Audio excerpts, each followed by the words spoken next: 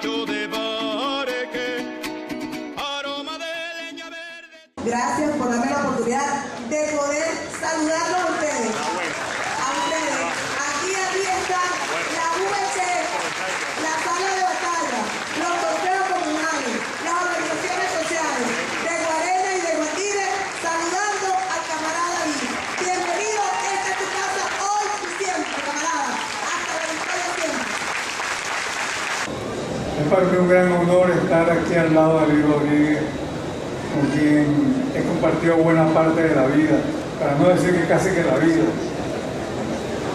Porque nosotros estuvimos juntos en la universidad, en la lucha clandestina, en la guerrilla, bueno, y en tantas partes, en tantas cosas juntos.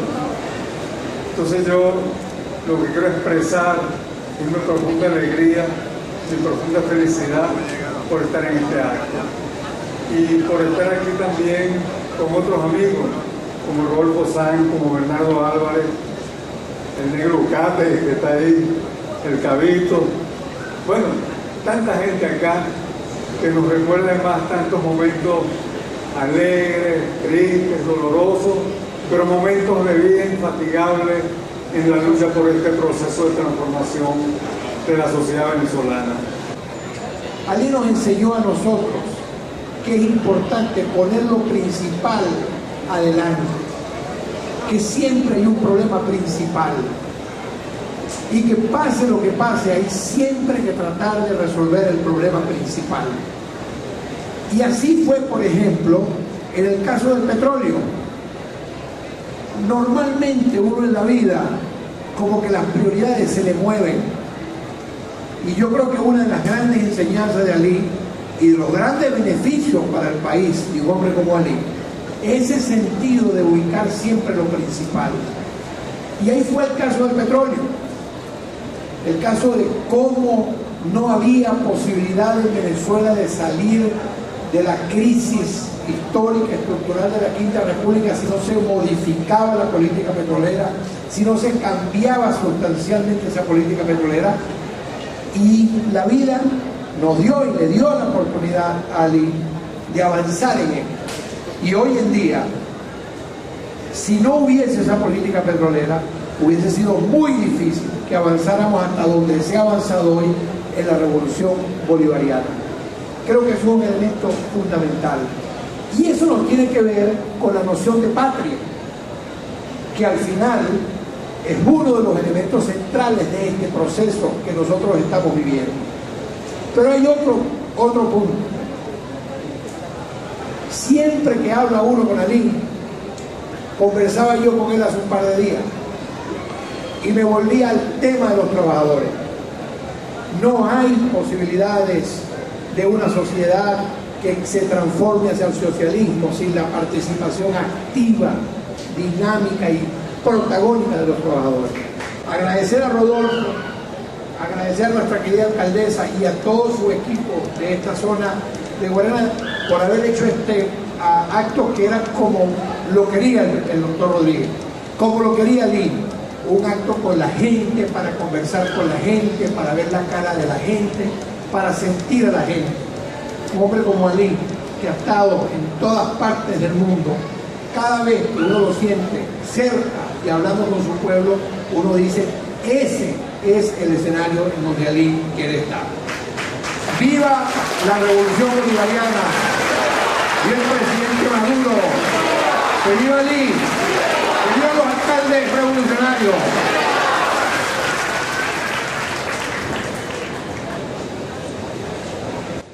Y por eso hoy, en este momento, me siento, como decía al principio, afortunado, gracias a la invitación del camarada y amigo Alfredo Laya, de estar presente aquí y decir estas palabras de reconocimiento. En Ali pudiera decirse que sintetiza lo que es el revolucionario integral: pensamiento y acción, compromiso, lealtad, honestidad, virtudes que son fundamentales para la construcción socialista, virtudes que son fundamentales en los cuadros revolucionarios.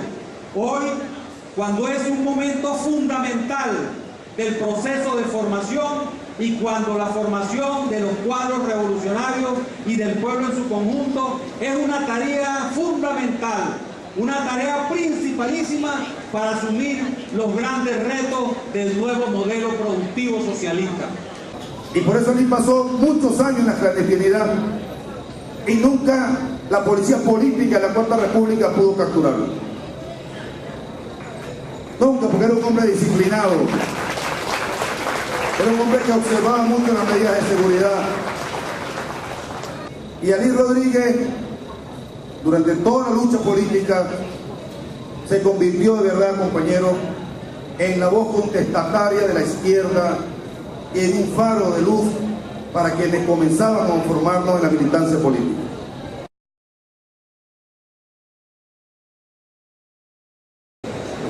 Si uno mira el escenario mundial, observa que vivimos un tiempo en que después de la aparente definitiva estabilización del dominio imperialista sobre el mundo y particularmente del dominio del imperio norteamericano sobre el mundo, han venido ocurriendo cambios importantes. Ese dominio imperial está cediendo cada vez más por el cambio de las propias realidades en el mundo. Cuando uno analiza lo que fue el dominio norteamericano hace 20 o más años atrás, en verdad que Estados Unidos surgía como un modelo de democracia, o se presentaba como un modelo de democracia, como una potencia económica invencible y sobre todo una gigantesca potencia militar. Acontecimientos como la guerra de Vietnam, las crisis por las cuales ha atravesado la economía norteamericana y en general la economía capitalista del mundo han generado una situación de cambios que están lejos de haber culminado.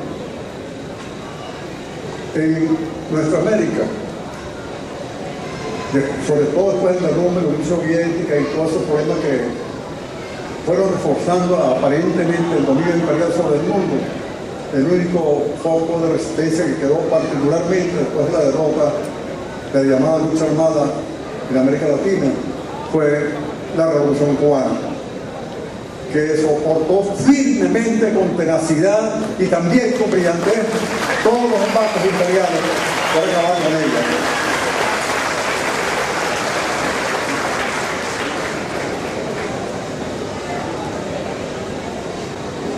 Pero de entonces a estos tiempos las cosas han venido cambiando. Comienzan a surgir nuevos bloques de poder. Rusia, después de la gran debacle de la Unión Soviética, ha venido fortaleciéndose. China, la República Popular China, se ha convertido en la gran potencia ascendiente de estos tiempos, o ascendente, perdón, corrijo. América Latina, que parecía completamente fragmentada en pequeñas y grandes naciones, todos somos grandes en definitiva, comienza a vivir nuevos tiempos, tiempos refrescantes de integración, de la búsqueda, aunque no explícita, de ese sueño bolivariano de concebir toda nuestra región como lo que somos, como una gran nación. Ya Bolívar lo decía, ya que poblamos un mismo territorio, tenemos un mismo origen, tenemos la misma cultura, bueno, somos una nación fragmentada aún, pero somos una nación. Y aquí comienzan a aparecer entonces también procesos que un día se convertirán en lo que debe ser una gran realidad, la materialización de la vieja idea bolivariana de convertir todos estos fragmentos en una gran y consolidada y poderosa nación, la nación latinoamericana y caribeña.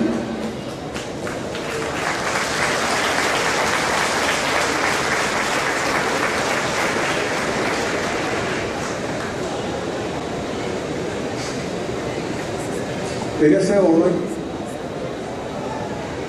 proyectos como el de UNASUR, como el ALBA, como la CELAC, son como especies de ríos que van concurriendo para formar un enorme y poderoso caudal en toda nuestra región. Porque precisamente el rol que han cumplido tanto las fuerzas imperiales, más con mayor propiedad, las fuerzas imperialistas y las alianzas oligárquicas en nuestros países, ha sido la de mantener esta región fragmentada. Por acá hay un viejo dicho de divida y vencerá, que se le atribuye a Maquiavelo. Que el proceso de integración deje de ser más uno, que manejan solamente los liderazgos esclarecidos y se convierta en una conciencia, en un proceso profundo de nuestros pueblos, porque sin pueblo no hay posibilidad real de una integración de cara a los pueblos. Y creo que el balance que podemos hacer hasta este momento es positivo. Ahora el 11 de este mes me corresponde a mí entregar la responsabilidad de Secretaría General de UNASUR al expresidente colombiano Ernesto Samper.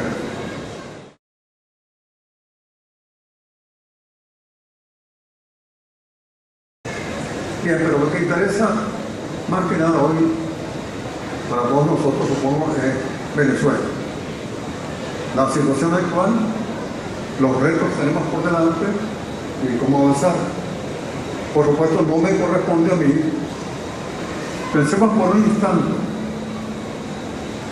la complejidad de la tarea que asumió Nicolás Maduro a la muerte del presidente Hugo Chávez. Independiente de observaciones que podamos hacer, de crítica como la solemos hacer los revolucionarios, el balance que podemos hacer para hoy es un balance altamente positivo.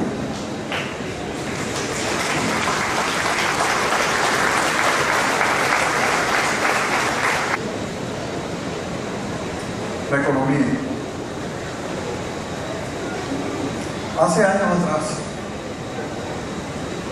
escribíamos e incluso formulamos una especie de consigna de la Venezuela rentista a la Venezuela productiva. Hoy debemos preguntarnos en qué medida hemos avanzado en el desarrollo de las fuerzas productivas nacionales, de manera que estas vayan equilibrando progresivamente el carácter rentista de la economía. Advierto que en este programa no solamente hay renta, no solamente el Estado como propietario del recurso natural le cobra a los que quieren obtener algún beneficio de ese recurso las regalías.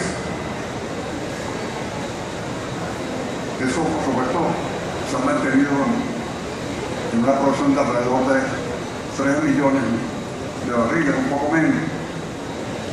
Uno de los grandes avances, precisamente, durante la gestión del presidente Hugo Chávez fue incrementar las regalías de 1%, donde le han puesto las políticas neoliberales de la Cuarta República, hasta el 16% y luego hasta el 33%, como es actualmente.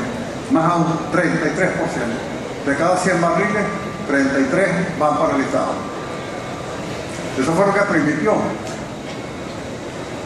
invertir en la superación de los gravísimos problemas sociales del país. Más de 650.000 millones de dólares. Eso era imposible para la Cuarta República, que hizo más y más concesiones en los dos sentidos, tanto el otorgamiento de tierras para la explotación del petróleo, como también concesiones en el orden de reducir la tributación, la contribución de la actividad petrolera para el Estado y en consecuencia para la posibilidad de mejorar la situación del país.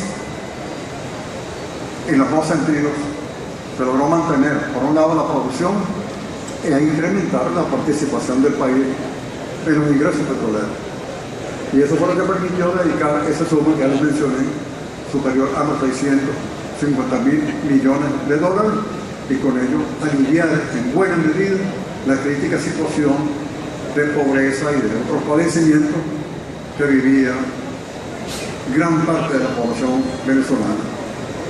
Problemas, por ejemplo, como el hambre, desaparecieron en Venezuela. Esa tragedia de centenares de miles de seres que se acostaban sin comer y que se levantaban sin saber qué iban a comer en ese día.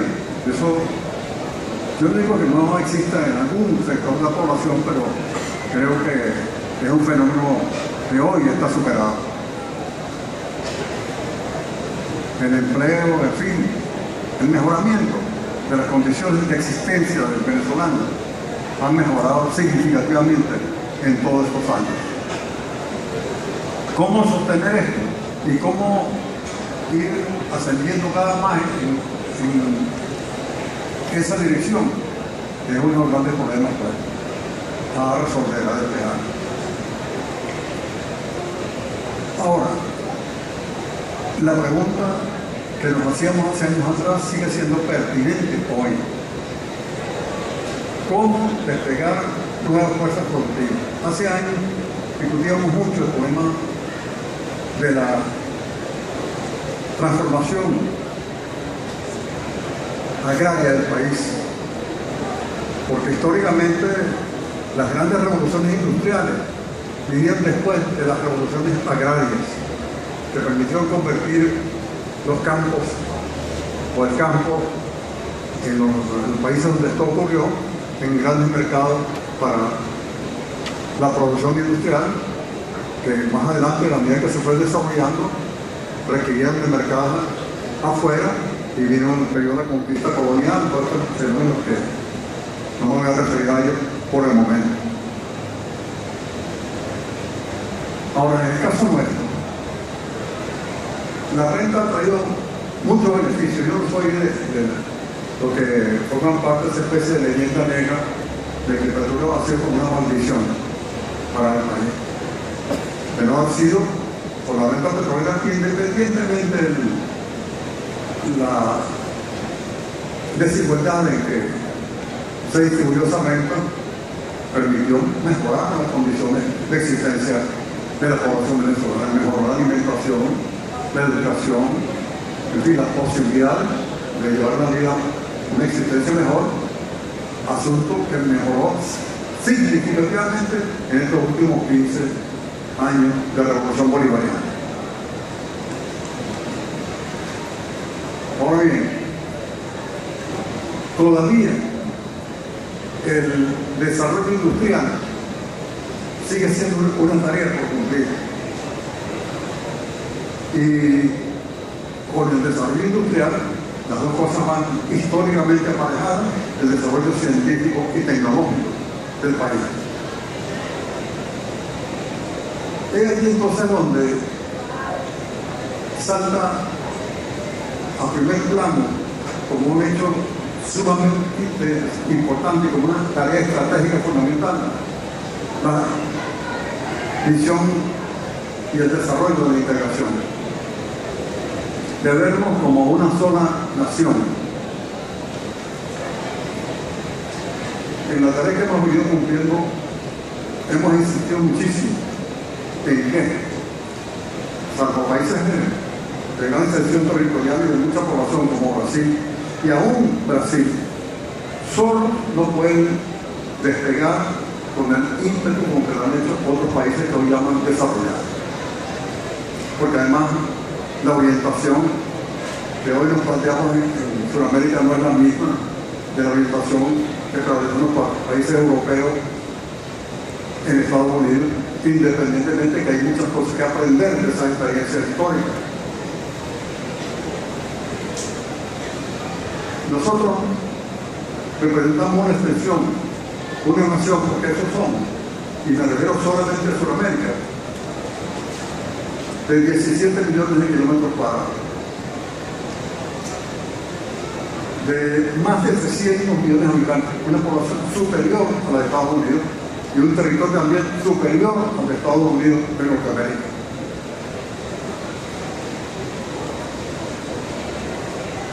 Con recursos naturales, a esto me quiero referir un poco más, de todo tipo. Riquezas minerales, reservas minerales. Te digo, yo represento la tabla periódica de Mendeleev, la tabla periódica de los elementos. Tenemos todos los minerales imaginables, incluyendo los llamados minerales estratégicos. Bosques gigantescos, como es el caso de la Amazonia.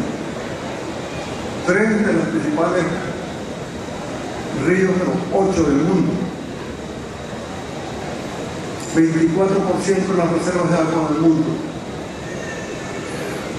Minerales preciosos como plata, oro, además de bauxita, hierro, etcétera, etcétera, etcétera. Y coltán. En fin, ¿qué es lo que no tenemos o no hemos tenido, para ser más justo? Visión. Una visión de conjunto. Una visión que lleve a una conclusión elemental, que juntos podemos más que separar.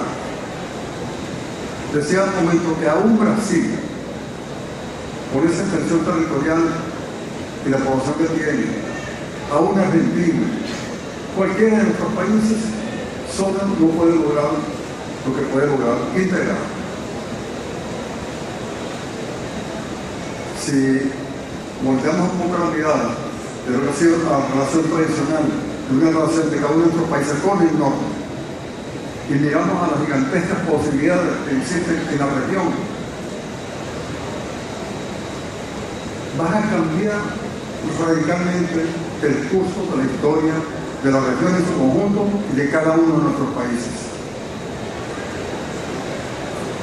Lamentablemente, mi gestión terminó antes de que pudiéramos materializar un proyecto que teníamos, que era elaborar un mapa del flujo del movimiento de las mercancías de todos nuestros países en Sudamérica y de qué se produce en cada uno de nuestros países y se vende dentro del mercado regional sudamericano y qué importamos del producto del mercado extrarregional, es decir, qué importamos en Sudamérica del resto del mundo. De manera que revisáramos qué estamos produciendo de eso que estamos importando, cómo incrementar la producción de esos rubros y aprovechar tanto el mercado que tenemos como las posibilidades de producción que tenemos en toda la región. Es sencillamente descomunal. No es una exageración utilizar esta palabra. Gigantesca. Esa es la gran tarea que tiene por delante el proceso de integración en nuestra América. Unido a esto, por supuesto, está el factor político. Este es un tiempo de conformación de gigantescos poderes mundiales.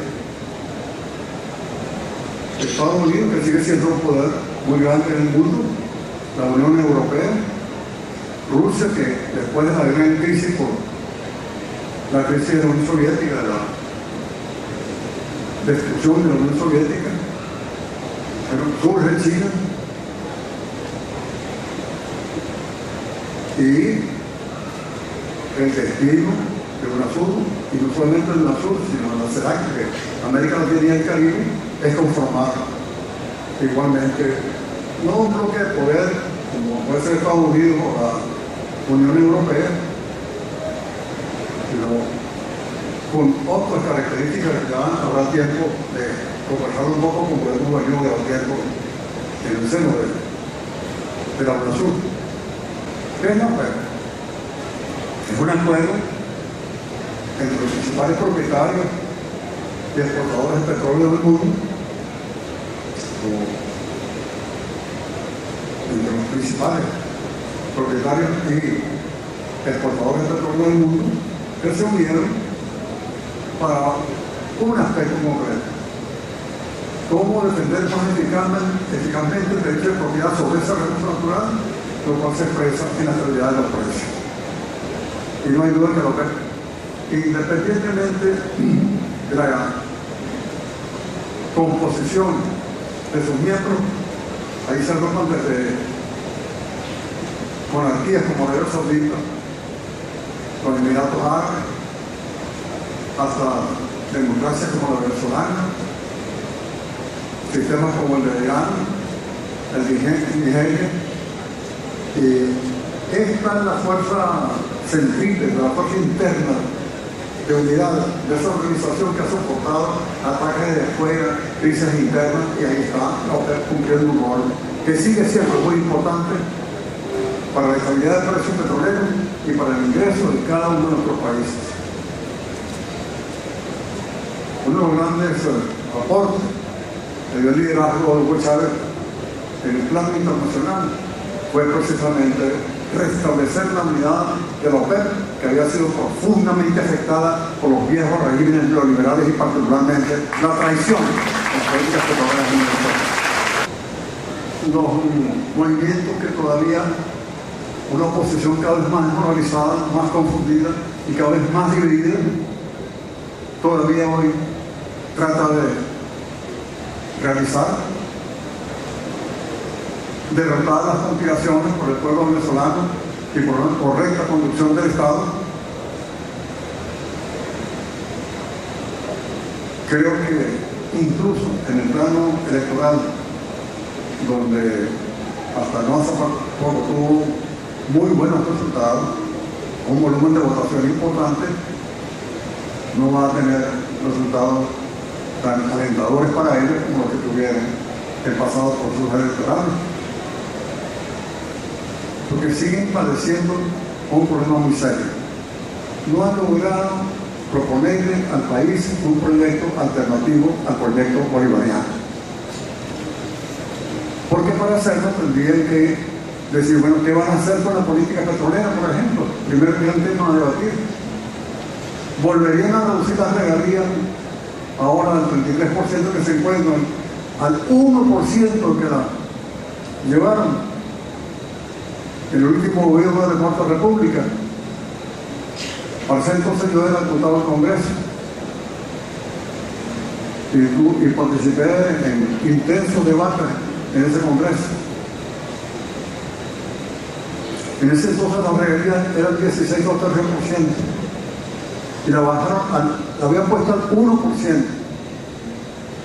Yo por supuesto armé un escándalo allí y muy patrióticamente le llevaron al 1%. De cada 100 barriles, un barril en lugar de los 16 barriles que se habían cobrado desde los tiempos de Juan Vicente Gómez. Es decir que la Cuarta República empeoró las condiciones a la dictadura sansanguinista como la de Gómez. Los impuestos que estaban ya en el 74% más, lo bajaron al 34%.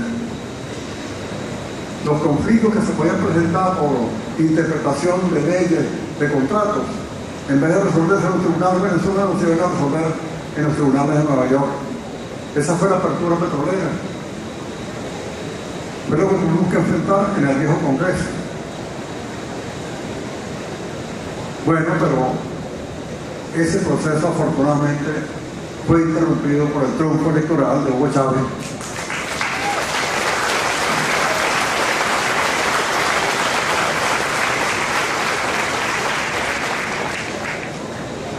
Que dio un primer paso en restablecer las regalías al 16%, más exactamente el 16,13%,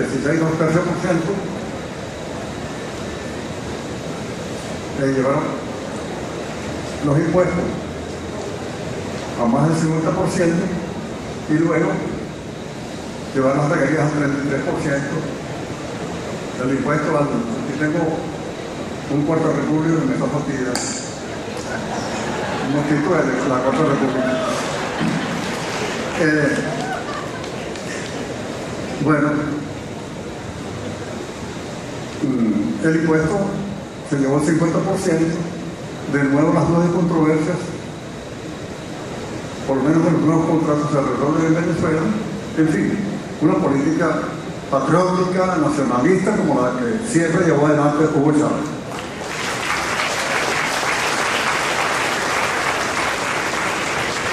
Me detuve un poco en este problema petrolero porque es muy importante, porque valdría la pena preguntarle a la oposición, bueno, ustedes se ponen al presidente Maduro, ¿qué proponen ustedes en materia petrolera en lugar de lo que viene haciéndose desde la época de Hugo Chávez y que continúa el presidente Maduro? ¿Qué proponen? Van a decir que bueno, que no sé qué cosa, del PDVSA, comienzan a irse por las ramas.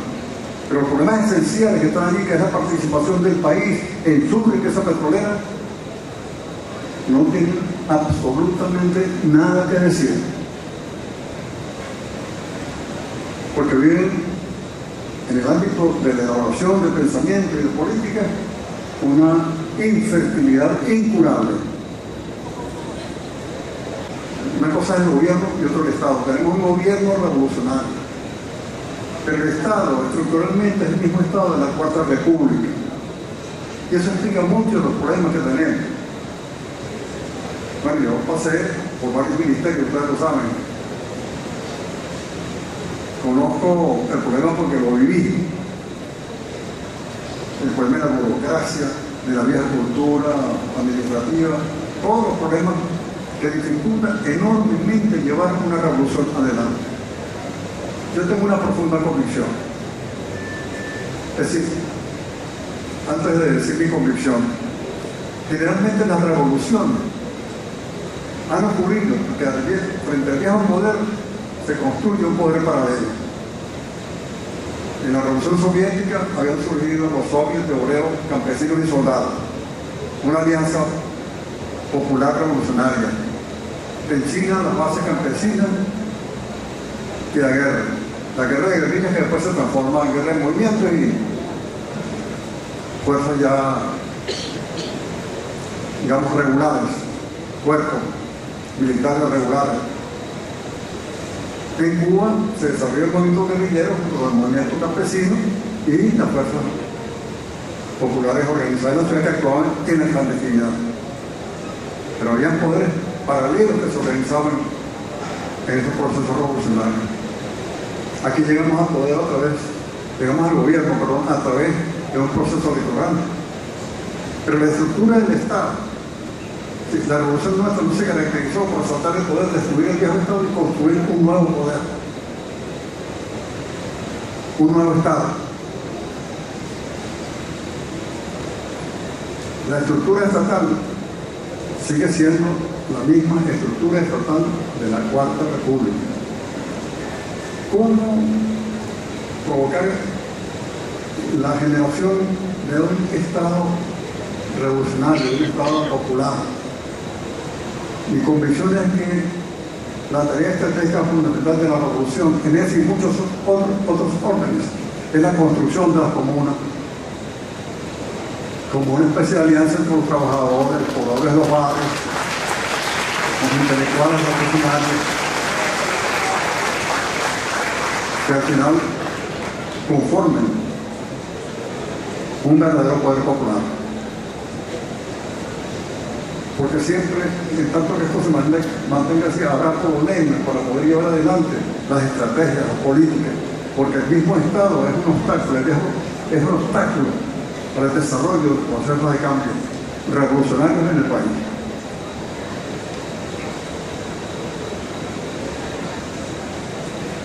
Han cambiado poderes como la Asamblea Nacional.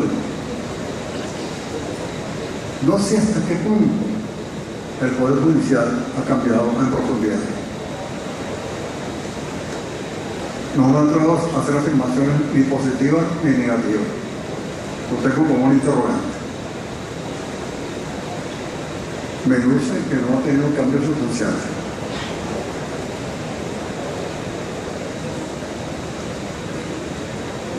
El Ejecutivo, bueno, ha cambiado, sí, es lo que más ha cambiado, pero la estructura del Estado otras instituciones del Estado, no creo que fundamentalmente. Entonces, esos son los grandes problemas que confrontan, los grandes retos que tiene frente a sí. Yo diría que quizás el más importante de todos, más que el económico, porque siempre el factor político es que condiciona todo lo demás. No basta con tener el poder del gobierno,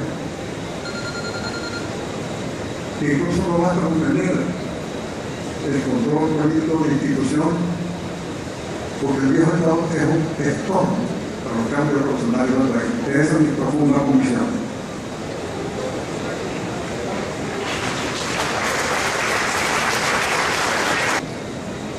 En resumen, creo que el escenario mundial está cambiando y sigue cambiando en positivo. Ya los viejos poderes imperiales no tienen el mismo peso que tenían en el pasado, lo cual no significa que no sigan teniendo un peso muy importante y que hayan cesado en su carácter agresivo. Todas estas confrontaciones violentas que están ocurriendo de muerte y destrucción están presentes todavía porque precisamente las fuerzas imperiales siguen teniendo un enorme poder y sobre todo un gran poder de destrucción. ¡Viva Palestina! ¡Viva! ¡Viva Palestina por lo que no viene! ¡Viva el camarada Carlos Gil Ramírez! ¡Viva! Bueno, siguiendo.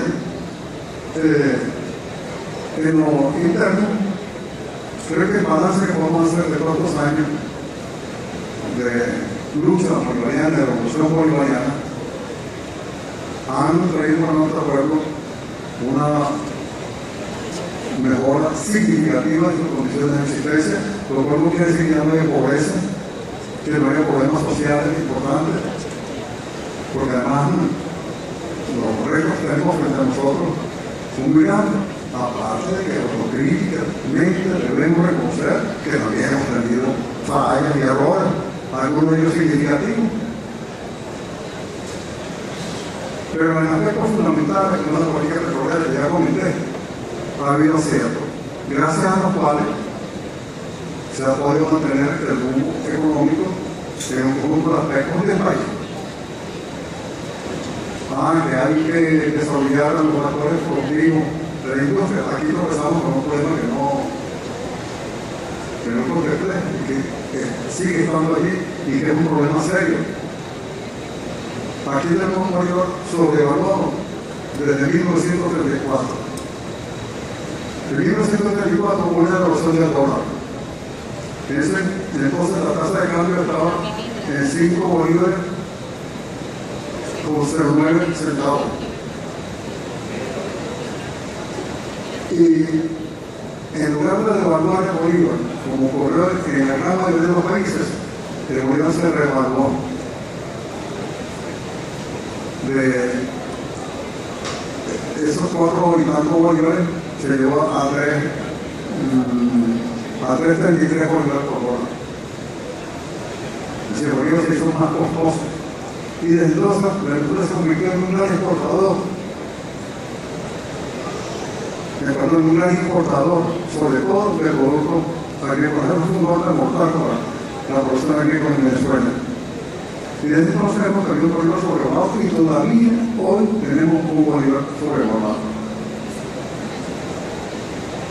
Lo cual entonces hace más barato traer productos fabricados en el exterior que es lo que se fabrica internamente en Venezuela. Y eso implica políticas sectoriales claramente dirigidas con grandes subsidios por parte del Estado para poder desarrollar una industria nacional. Y algo parecido, por supuesto, ocurre con la producción de alimentos. Es decir, uno de los grandes retos que tenemos por delante es lidiar con ese problema y manejar positivamente ese problema. Y ese es otro gran desafío que tenemos por delante. Y el más importante de todos es siempre el desafío político. Es decir, lograr con políticas correctas que se desarrolle cada día más la conciencia del pueblo, cada vez más la organización del pueblo, cada vez más la disposición del pueblo para luchar por sus intereses y luchar por esta revolución de nueva comunidad.